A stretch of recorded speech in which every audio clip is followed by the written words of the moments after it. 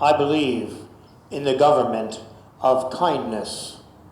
I believe in truth, in investigation, in free thought. I would like to give a little bit more liberty to men, a little bit more liberty to women. I do not believe that the hand of want will be forever extended in the world.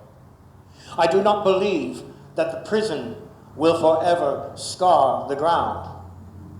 I do not believe that the shadow of the gallows will forever curse the earth.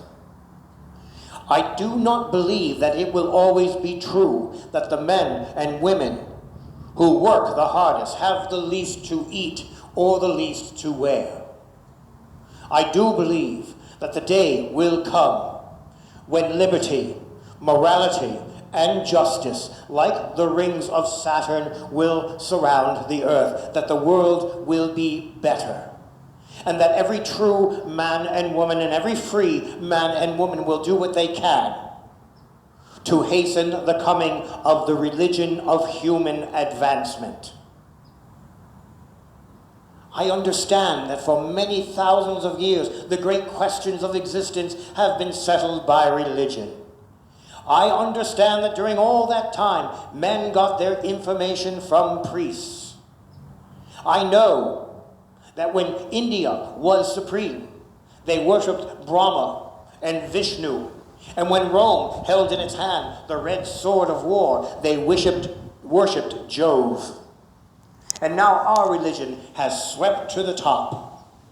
Any man living in India a few hundred or 1,000 years ago would have said, this is the only true religion. Why? Because here is the only true civilization. And all those religions having died, although they were all true religions, we say ours is the only true religion because ours is the greatest commercial nation on earth. Man has made every religion in this world. And that religion has been good or bad according to whether the men who made it were good or bad. If they were savages and barbarians, they made a god like Jehovah. Every man makes his own god.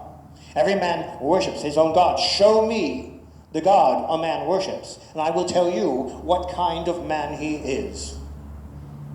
Every man makes his own god. Every man worships his own god. And if you are a civilized man, you will have a civilized God. And we have been civilizing our God now for hundreds of years. He is getting better every day.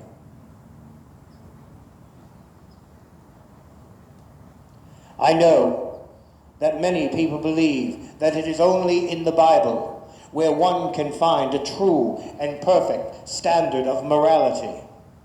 There are many good precepts, wise sayings, good rules and regulations in the Bible.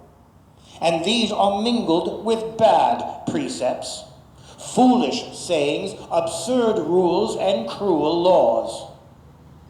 In the book of Exodus, we are given an account of the manner in which Jehovah delivered the Hebrews from Egyptian bondage. We now know that the Hebrews were never enslaved by the Egyptians. We know this because there cannot be found in the Hebrew language one word of Egyptian origin, nor can there be found in the Egyptian language one word of Hebrew origin. This being so, we know that the Hebrews and the Egyptians could not have lived together for hundreds of years.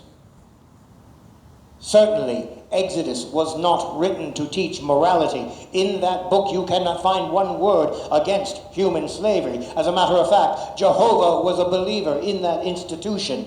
The killing of cattle with hail and disease, the killing of every firstborn so that in every house is death, certainly was not moral. It was fiendish. All the books in Exodus, Leviticus, Numbers, and Deuteronomy, all the rules and regulations are good. Some are absurd. Many of the punishments for the violation of law are brutal. The fact is that the Pentateuch, the first 5 books of the Bible, upholds nearly all crimes, and to say that it is moral is as absurd to say that it is merciful or true. Jehovah murdered 70,000 Jews because David took a census of the people. David, according to the account, was the guilty one, but only the innocent were killed. The book of Job shocks the heart of every good man. The children of Job are murdered to settle the wager between God and the devil. Nothing is done for the children who are murdered. The problem is that the spirit of the Old Testament is bad, selfish, and cruel. The most heinous things are commended, and applauded. I know, of course, that many people, Christians, believe that or admit that the Old Testament has its flaws, but they insist that the New is the flower and perfect fruit. I admit there are many good things in the New Testament, and if we take from that book the dogmas of eternal pain, of infinite revenge, of the atonement, the necessity of shedding blood, if we take from that book the doctrines of non-resistance, of loving enemies, the notion that prosperity is a result of wickedness and that poverty is in preparation for paradise, if we get rid of all of these and keep the good, creditable ideas applicable to good conduct, then we can have a fairly good moral guide. Narrow, but moral. There would be nothing on human rights, nothing for the family, nothing for education, for free inquiry, for investigation, but you would still have a fairly good moral guide. On the other hand, if you took the cruel phrases, the wicked ones, you could have a creed that would satisfy an insane asylum. If you took the cruel passages, the ones that inculcate eternal hatred, verses that writhe and hiss like serpents, you would have a creed that would shock the heart of a hyena.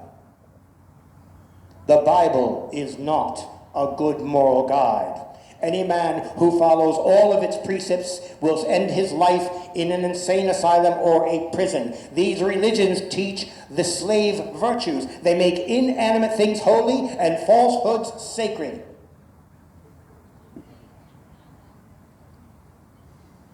Anyone who questions Mohammed, Jehovah, or Christ is far worse than maliciously slandering your neighbor.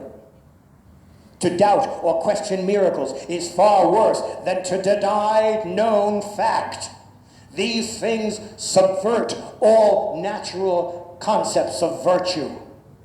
Happiness is the only good. Everything that preserves happiness is moral. That is to say moral. Anything that diminishes well-being is bad. That is to say immoral. What then is or can be said to be a good moral guide? The best answer is one word: intelligence.